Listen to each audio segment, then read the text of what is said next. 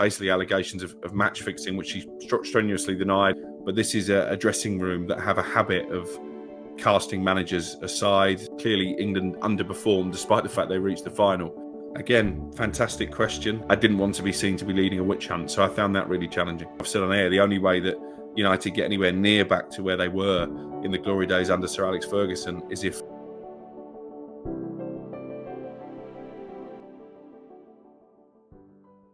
anyone that's watching this and literally seeing you for the first time, why do you think people should watch this particular episode? That's probably more for you to decide than me. That is a leading question, if ever there was one. I guess the idea is to give the viewers more of an idea of my career, how I got to where I am, and what my job entails on a daily basis. Yeah, great stuff. So could you introduce yourself to my audience, please? Yeah, so my name is Alex Crook. I'm Chief Football Correspondent at talkSPORT Radio. I also commentate for ITV on their Dancing on Ice programme, and I am a newspaper journalist and author. You've built an amazing career in sports journalism. Is there a moment where you felt that, oh my gosh, I've actually made it now, I literally deserve to be in this space? I think if I thought that would take away a little bit of edge for me. I've always been a big believer that you're only as good as your last story or your last performance, and that actually the best story or the best performance is still to come. I think that keeps him on my toes. I think the moment you start believing that you've made it and you've achieved everything you wanted to, then maybe psychologically you can slacken off a little bit, and perhaps you won't be as sharp and you won't perform to the maximum of your capabilities. If there's one moment where I had to pinch myself, it was probably commentating Brazil in their World Cup quarter-final in Qatar, from a kid who dreamt of commentating at World Cup finals when I was messing around playing Sabutio or commentating to the Mega Drive, as it would have been back then. The Mega Drive. Oh yeah, back in the day. That was a moment when I just took a deep breath and allowed myself a period of reflection. Is it really important for you to always push the boundaries and literally never to be comfortable within your industry?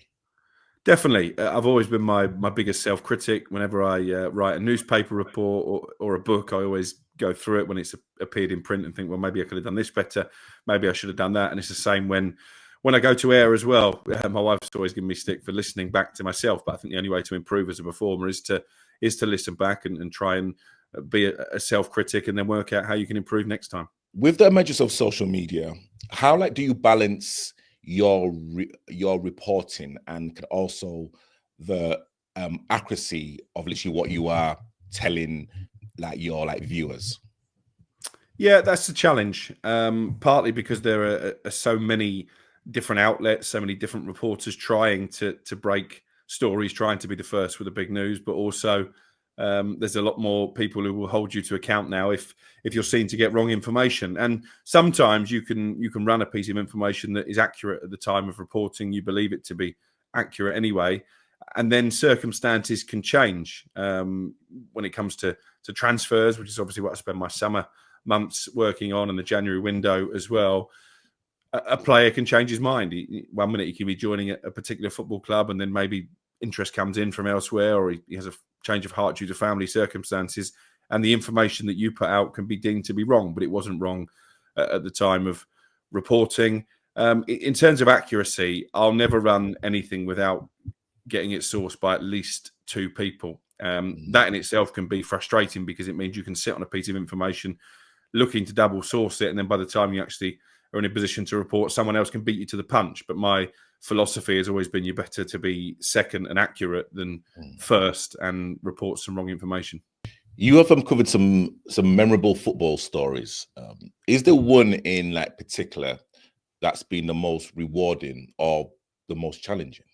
It's a real variety of stories. The one that was most challenging recently, I think, was the David Coote stuff. Obviously, that started with the video of him making slurs against Jurgen Klopp, the former Liverpool manager. Then there was a second video of him allegedly snorting white powder in his UEFA-funded hotel during the Euros. Then you got basically allegations of match fixing, which he strenuously denied. And actually, there's no proof in those claims. But that wasn't my story as such. It was the Sun who led the charge on that. But I was expected in my role as football correspondent to go to air and to react to the news and to try and report the news to our listeners. And I had to be very careful with the way that I worded it, because obviously there's all kinds of legal ramifications. And I was also conscious that you're dealing with a human being here. Obviously, he's going through a very difficult time in their life. And I was keen, while being critical and obviously disagreeing with some of his behaviour, most of his behaviour, I didn't want to be seen to be leading a witch hunt. So I found that really challenging. Do you think now with like journalism, just in general, it's literally all about trying to throw someone underneath a bus? Yeah, I think as a society, and with social media being more prevalent now than it's ever been, there is a sort of gotcha culture, which maybe the tabloid newspapers still have, although to a lesser extent, I think, than previous. I was intrigued over in Germany when clearly England underperformed, despite the fact they reached the final. I think I said on air that if they were to win this tournament, it would be in spite of Gareth Southgate and not because of him, which may have sounded harsh at the time. But apart from one half of football against the Dutch, I think England's performances by and large were underwhelming, and they benefited once again from a kind draw and the fact that Spain aside, there wasn't really an outstanding team in the tournament. But I look at how the newspapers covered the tournament and covered Gareth Southgate. I think they reported on his tenure much more generously than they would have done previous England managers. You look at Graham Taylor, what a gentleman he was, by the way. I went on a couple of overseas trips with him, a fantastic guy. He was depicted as a vegetable on a front page of a newspaper. You had the Wally with a brolly in the case of Steve McLaren. I think Sven-Göran Eriksson often felt that the reporting on his private life overstepped the mark. And I think we have learned from that. And I think that the press were kinder to Gareth, and he was judged more kinder than some of his predecessors. Do you believe in media bias? And how do you report on something that you are emotionally involved in? There's a fallacy, I think, when it comes to fans of all clubs, that commentators and pundits are biased against your team. Now, obviously, if you're a Gary Neville or a Jamie Carragher, you are going to have bias towards Manchester United and Liverpool, respectively, because that's the club that you grew up playing for. In Gary's case, grew up supporting as well. So I don't think you can switch that off. In my case, I'm obviously a big Manchester United fan, but I like to think that doesn't mean that I am overly critical of their rivals. If anything, I'm probably overly critical at times of Manchester United. But by and large, unless you're an ex-player, and even then, people in the media aren't biased against any one particular club. It might sound that way when fans are frustrated and we're critiquing their performance, but I judge every team the same. What's the biggest misconception people have about sports journalism that you could change? I think the biggest misconception is that it's all glamour. I can tell you a lot of my time is spent at training ground, sometimes in the freezing cold, waiting to get a 5-minute soundbite off a particular player who might be a couple of hours late for the interview because he's having a massage after training. So we do spend a lot of time in those circumstances. In terms of a misconception, that's a really, really good question. I think maybe there's a misconception that certain outlets, and perhaps talkSPORT has fallen into this trap, are looking for clickbait. To try and get people to click on their content. I'd like to think we've come away from that at talkSPORT, and I think the way that we report stories now is maybe very different from the way we've done it in the past. And for you, Alex, and again, please correct me if I'm wrong, it's about gaining the respect of that particular footballer, that particular athlete, that like they're willing to come and talk to you, because again, a lot of people in the public eye really kind of shy away from actually speaking, because they don't know how like people are going to cut it up and literally it's going to be posted either on socials or literally in the mainstream media. Yeah, I think that's fair. I think maybe particularly in the case of print journalists, actually, because obviously if you're doing a radio or a television interview, then it will often be visualized or the audio will be played out. Whereas if you're doing a newspaper interview, I think there's maybe a concern that your words can be twisted. Again, that doesn't really happen these days. I think everybody is keen to be accurate and to be fair and balanced in their reporting. But yeah, I think there are a lot of footballers who are still very wary of the media, maybe because of the way things have been done in the past. Which manager or player, past or present, do you think is misunderstood, and why? Again, fantastic question. I think Erik ten Hag at Manchester United was a little bit misunderstood. And I think, again, because the Premier League is such a global game now, and there are so many foreign players and managers, there are obviously more foreign managers in the Premier League than there are British coaches, which I think is a disappointing indictment, actually. I'd like to see more British coaches. I'm a big believer that the England managers should be English. So I was disappointed that they went for Thomas Tuchel, the FA, and not Eddie Howe. But sometimes I think we don't factor in the language barrier. And Erik ten Hag obviously had a very strong Dutch accent. I think sometimes he said things in interviews that came across maybe more aggressively than he meant them to. I actually said on air, this guy sounds deluded, but maybe that's a little bit unfair because he's not speaking his native tongue. He's obviously not as fluent in English as some other foreign imports. And I think he was misunderstood in that respect. And I've got to say, I'd include Ole Gunnar Solskjaer in this bracket as well. The scrutiny on any Manchester United manager, for me, is always heightened compared to their rivals. And I think Ole conducted himself as an absolute gentleman, and it was sad the way it worked out for him. And Ten Hag was the same, never once. And I asked some pretty tough questions of Erik ten Hag. Never once did he get his back up. Never once did he, be aggressive with me or overly defensive. And I think he deserves a lot of respect for that. I think he was misunderstood even by the players, probably, again, because of the same language barrier. He came across as this sort of harsh taskmaster, this schoolmaster, if you like. And I think there is a different side to Erik ten Hag. And actually, talking about Ten Hag and the players, do you think that this kind of player power exists in like certain clubs? Yeah, I do. And, again, I don't want to make this a Manchester United podcast, but there was a story in the Daily Mail yesterday about the fact that some of the senior players are not convinced by Ruben Amorim's playing style. We know he's very wedded to this 3-4-2-1 system, and I don't think he's going to deviate from that, whatever pressure is applied from outside or within. But this is a dressing room that have a habit of casting managers aside. They did it going right back to Jose Mourinho. You remember the power struggle between him and Paul Pogba that Pogba ultimately won and Mourinho left the football club. They find it very easy, this group of players, to deflect away from their own failings and the fact they're underperforming and to pin the blame on the manager. And I just wonder how long that cycle will continue. I've said on air, the only way that United get anywhere near back to where they were in the glory days under Sir Alex Ferguson is if the bulk of these players are outlasted by the manager. But he's got a 29% win rate, Ruben Amorim, so already the pressure seems to be on. Pressure is definitely on. What's like been one of your biggest failures, and how did you use that to your advantage in your career? Biggest failures is a really interesting question.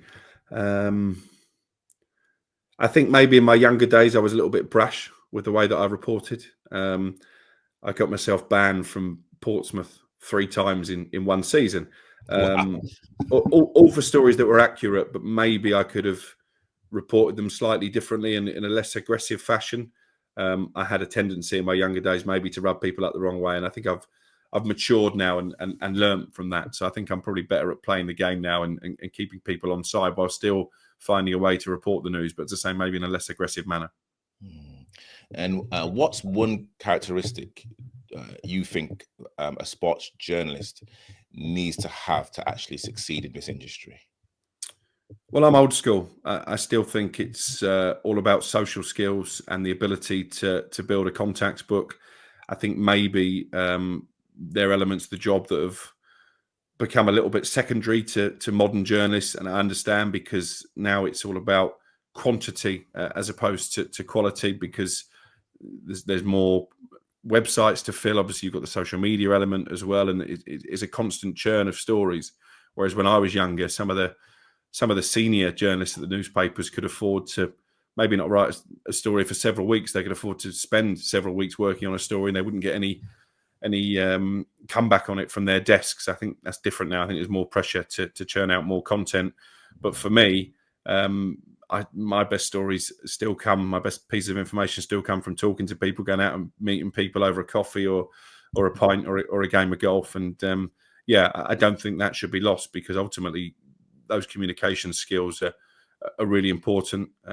Building relationships, so you know the people you can trust and the people you can go to when you're looking to stand up a story. What's the worst piece of advice someone has ever told you? The worst piece of advice. There's an old saying in journalism: don't let the facts get in the way of a good story. And again, I think in the modern age where everybody is a critic, if you are factually incorrect, then you're going to get a whole lot of people waiting to jump on that. Amazing. Alex, thank you so much for your time. I literally love the interactions with you and Martin Keown as well. I know that you guys are best of friends, but I mean, literally, it's. And again, I'm literally from the old school as well, where literally I love to hear people's voices, where tones and of course now with talkSPORT also being on YouTube as well. It's just the mannerisms, the kind of body language, and literally that's kind of something that we shouldn't really shy away from. Yes, there's keyboard warriors and there are people that can hide behind the screen that also have facts, but what you're doing and what talkSPORT are doing, honestly, it's an absolute credit to the game. Well, I appreciate that, and it's interesting the way the industry has changed. In the old days, you were either a newspaper journalist, you were a radio broadcaster, or you were a television broadcaster. I think now you have to be a combination of all three, because you're right, talkSPORT is now streamed 24 hours a day on smart TV. Obviously, it's streamed live on YouTube now, all of the shows as well. So you have to be aware of that you're always on camera and your facial expressions are always going to get picked up. But I love those interactions. Martin Keown's a great guy. I think the battles that you had with Simon Jordan are the stuff of legend. And I think that's what makes talkSPORT so unique and so popular. Ultimately, I'm talking to you at a time when we've had record listening figures for the last quarter. And it's because of those different personalities. Martin Keown is a very different character to, say, Jason Cundy, who obviously does brilliant work on the Sports Bar alongside Jamie O'Hara. And I think that diversity is important, not just in terms of who we have on the station, but in terms of for modern journalists, if you're looking to get into the industry, to be able to write, to be able to speak coherently and to bring the listener into your world, if you like, I think are two really important skill sets. And the other, you asked me, what is the one piece of advice you give to modern journalists? Hard work and dedication. This is a privilege. I've got a saying that if you do a job you love, you never work a day in your life. And I genuinely believe that for 20 odd years, I've not worked a day in my life, but I don't ever take it for granted. I continue to graft as I always have done, and hopefully that will bring rewards for some time to come.